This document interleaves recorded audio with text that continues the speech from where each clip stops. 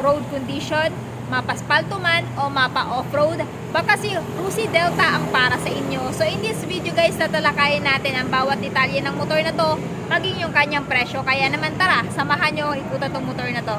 Let's go! Sa mga nagre-request dyan kay Rusi Delta 125, so finally guys, ito na, marireview na natin tong motor na to. I don't know bakit ako binabakbak sa comment section kung bakit ba gustong-gusto nila tong motor na to na ma-review ko. So yun, kaya nandito tayo ngayon kasi na-curious din ako kung ano bang meron tong motor na to, kung bakit gustong-gusto ninyo.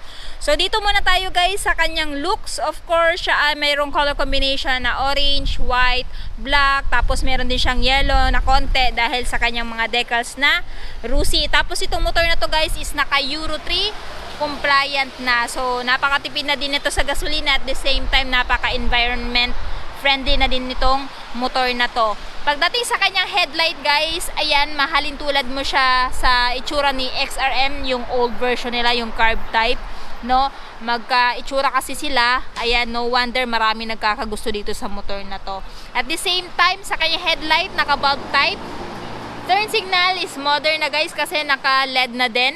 Tapos ginamitan siya ng telescopic fork suspension na may rubber boots, no? So magandang play nito guys, lalo na sa off-road kasi ginawa din nito pang off-road. Ayan.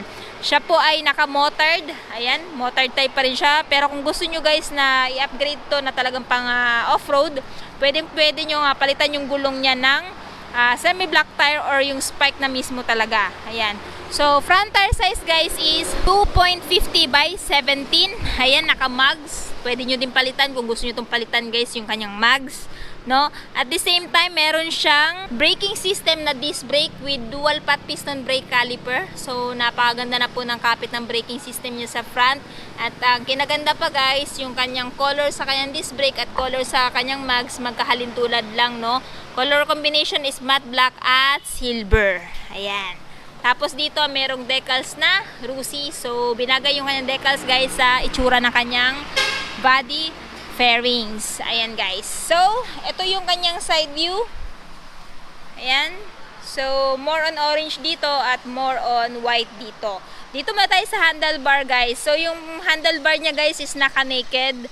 No? Talagang pang off-road yung datingan ng kanyang handlebar. And napansin ko lang din guys sa kanyang instrument panel, fully digital instrument panel na siya. Kaso nga lang hindi natin to ma-open kasi tino-turn on lang nila to o ina-activate lang nila to pag was na purchase na. Ayan. So dito tayo sa left side, nandito yung patayan ng ilaw. Ayan. Tapos mayroong high beam, low beam button dito, turn signal switch off. Tapos yung horn at meron din siyang choke. Ayan. Pag halimbawa nalimag gantong motor na to at ayaw na umandar, ito yung gamit nito. Ayan. Sa right side, electric start at syempre hindi tinanggal yung kickstart. Ayan.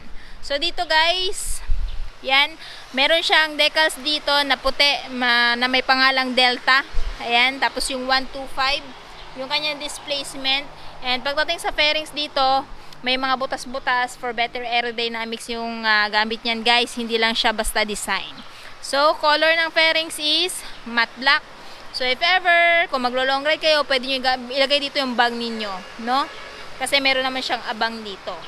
Ayan. Sa seat guys, medyo generous yung seat ng driver. Pero sa seat ng angkas is manipis. Pagdating sa seat cover niya guys, naka-wrap. So kahit anong klaseng pantalon susutin nyo guys, is hindi na po dulasin sa motor na to. Ayan. And check natin kung meron bang compartment. Ayan. So dito yung bukasan guys. Ayan. Tapos ito, meron na din siyang medyo malaking compartment dito guys. Tapos lagay ng battery dito. Ayan, hindi na masyado aabot ng baha.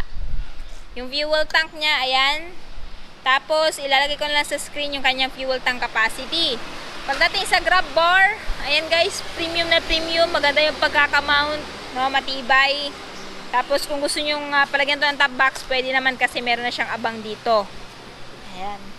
Tapos, pagdating naman dito sa side fairings, wala kang makikita ang ibang decals kundi itong black at saka orange lamang. Walang nakalagay dito na yung pangalan niya na Delta. Ayan. So, nandito yung kanyang cambia guys, no? Semi-automatic, semi-manual. Apakan ng driver.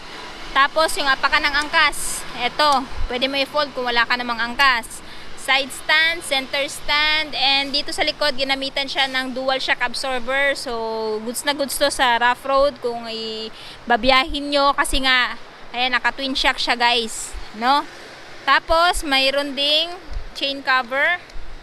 Tapos dito naman sa gulong, meron siyang tire size dito na 2.75 by 17. Again, pwede nyo palitan to ng spike na gulong kung talagang intended talaga yung motor na to pang off-road kung gusto nyo. Pero kung gusto nyo naman na ganito lang, yung klase na gulong, no? Ayan. I-stock nyo na lang muna guys. Saka nyo na lang palitan pag napudpud na to. Ayan. So yung mags guys, ganun pa rin. Tapos, ang braking system dito sa likod guys is naka drum brake. Ayan, drum brake. Ayan. Sa tail naman tayo. Sa tail is naka LED na po. Turn signal is naka LED na din po. Ang kinaganda lang dito guys is naka full assembly siya, meaning hindi po magkahiwala yung kanyang turn signal light sa kanyang tail light. So, para sa akin, plus points yan, no? Tapos, yung kanyang rear fender, naka-reflectorize na din para added visibility during your night ride. Ayan. So, dito tayo. Ayan. Ito yung kayang tambucho, guys. No? May harang na din para hindi mapasok yung angkas mo or ikaw. Tapos, yung apakan ng angkas. Ayan. So, pansin ko lang din, guys, dito sa parang apakan ng angkas, no?